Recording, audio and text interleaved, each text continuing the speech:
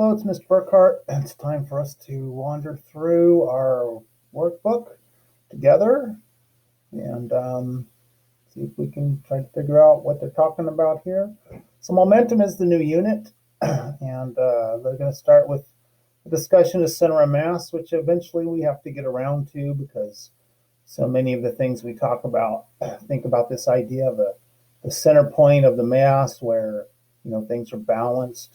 So Blake and Angela, they do a lot of physics and a smooth, icy surface. I think that means it's probably no friction. They're X apart, pulling a rope to pull themselves together. They each hold tightly to the rope. There's negligible mass. They pull on the rope. And dee-da-da-do. Okay, draw free body diagrams of the forces. Yep, they both have a normal force. They both have a force of gravity.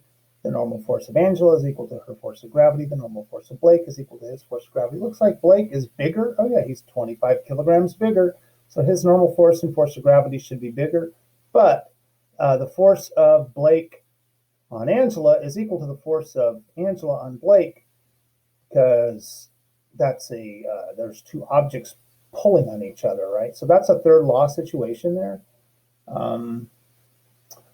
And so basically that's the law of touching. If A pushes or pulls on B, and B pushes or pulls on A, right? And so that tension in the rope is being created by both of their pulls, so they're equal and opposite.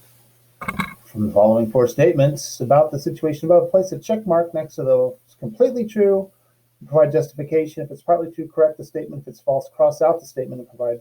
So Angela moves, so that's false, right? They're both going to go towards each other. And center of mass remains at rest relative to the ice. So the center of mass of the system would be somewhere in between Blake and Angela, and that center of mass, the masses would move toward each other, but the center of the system would stay the same. The magnitude of Angela's acceleration is less than the magnitude, so they should have the Blake should have a smaller acceleration because he has more mass, right? And right, Angela should have more. Just before they meet, Blake's speed is less than Angela's. Both students experience equal forces, and since Blake has a larger mass, he has a smaller acceleration. So he should have a smaller speed. So why is that? I thought there was supposed to be a check mark if it was completely true. Place a check mark next to the statement if it's completely true. Okay. So they put a check mark next to B, then they crossed out the word less. Whatever. Okay, I'm tired. Maybe I'm just not saying it, but it looks like they're screwing this up. While the students are moving, their momentum vectors have equal magnitude and direction. No, they're not going in the same direction. They're going in opposite directions. Right, but their momentum vectors, right, they have zero momentum to start with, so the mass times velocity of each of them will be the same. The big mass will have the small velocity, mv, and the product of that will be equal to the small mass times the large velocity. At any time, feel free to pause the video and read through the red letters. The students will meet at the center of mass of the system, somewhere in between them, probably, okay. There's no change in position. The larger student is inward to the slower velocity of the smaller student. Closer to the larger student. Oh, I guess that makes sense. The center of mass would be closer to the larger piece of the system. Yeah. All right, that's what I was looking for. I was like, where's this? Is it closer to the big person or the little person? It makes. Once I was told the answer, I was like, okay, I will agree then. All right, part D. Let's go move on to Carlos. He stands in the far left edge of a 100 stand-up paddleboard. Good luck. And it doesn't flip up and hit him in the head. That's cool. Slow and slide the surface and show the location of student board, center of mass, and draw what this will look like after Carlos walks to the other side of the board. On the second diagram, mark location of the student board, center of mass. All right, so it looks like the student board center of mass stayed at 10. And as Carlos walked to the right, the board would move to the left, right? So you can see that basically we moved 4 units of board from the right side to the left side, and now there's only 2 units of board on the right side, there were two units of board on the left side.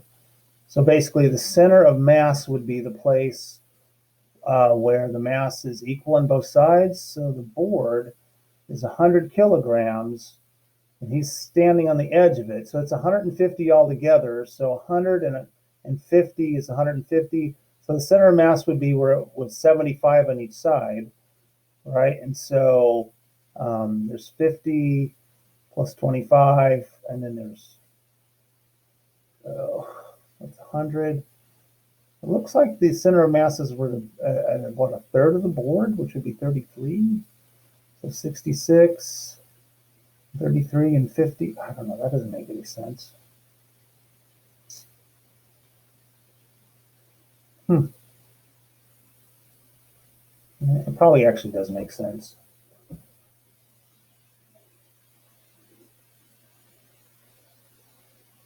I understand why the board is where it is. I just don't understand how that's halvesy. Oh, they did it this way. They said 50 times 8 plus 100 times 11, because the middle of the board's at 11, divided by 150. The answer was 10 meters. That's how they calculated the position of the center of mass. Fair enough. It's like a weighted average. All right. Where are we at for time? I have no idea. This doesn't really tell me how much time has elapsed. I didn't set my timer. But it doesn't feel like it's been that long. So let's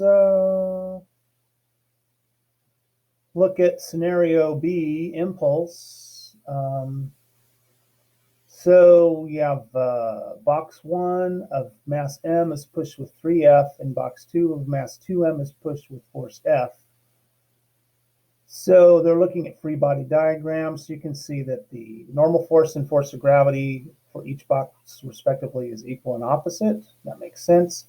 The big box has bigger force of gravity, bigger normal force. The 3F force on the small box is 3 times bigger than the F force on the big box. That makes sense. The normal forces, the gravitational forces, and the forces exerted by the person in the box. Forces external to the system is the box. All right, so all the source forces in the free body diagram. The net external force versus time for each box on the same axis, 2 different colors. So the big box is a force of 1, so the red line would be at 1, right? This, if you mark this out, this would be 1, 2, 3. So the force for the red one's at 1. There's nothing at 2. There's a force on 3 newtons at 3, and the time, then it would just be over time, whatever, same amounts of time. Use the equation for the area of your rectangle. Write 2 equations, one with words and one with units, for the area of the rectangle between the net external force versus time and the x-axis in the graph created in part C. Area equals net external force times time, right? That makes sense. All right, so let's take a look at this question here. So if I was able to draw on this, right? All right, here's a box. The area of this box would be the force times the time. Length times width, or width times length, or whatever. And if there was a box, ooh, let's pick a different color. Can we pick a different color? We have a box here, right? The area of this box would be force times time. So they wanted words, and they wanted, so I did the words part. And so if we use units, right, it would be newtons times seconds. That's an impulse unit, which is the same as a momentum unit. The area then is equal to the impulse, or the change momentum. Impulse is equal to a change in momentum. That's an impulse momentum theorem. It's very important. We'll talk about it in class tomorrow, I hope. All right, we're still on part B. So the momentum diagram for each box in the same set of axes by using different colors and providing a key. Okay, so initially they're both at rest. They have no momentum. Fair enough. The impulse applied to the box would be 3 more units, 3 times as many units for the box 1, the small box, as it is for the big box, because it has 3 times as much force being applied to it. And the final momentum for the little box looks like it's the change in the impulse is equal to the change in momentum.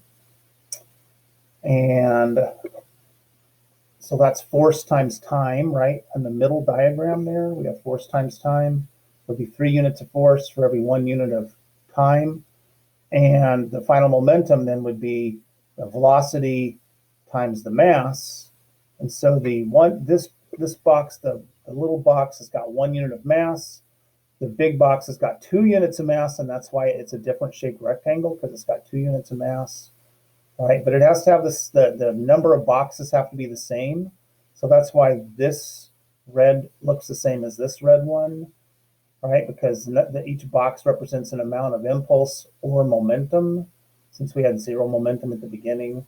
And the reason this is on the side is because we have 2 units of mass. So 2 times 1 would be 2. Here we had 2 units of force. 2 times 1 is 2.